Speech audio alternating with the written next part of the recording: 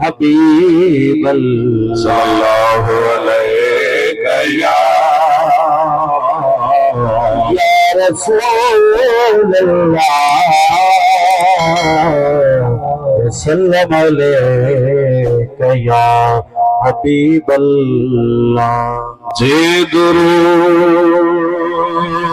पढ़ी मुखे रब जो कसम सुभान अल्लाह अदा तुझो दुश्मन कुछ भी न बिगाड़ी दो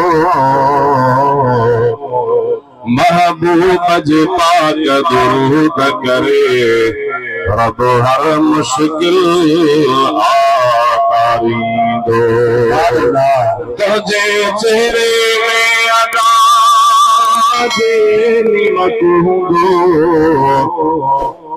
कदहीं शिकिल न मौला कारी दो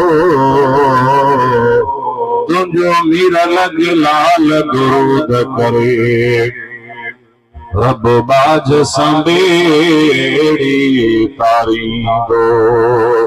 असा सदनी जो मीरा लग लाल दुरूद करे रब बाज संबेड़ी तारी दो। सल्लल्लाहु अलैहि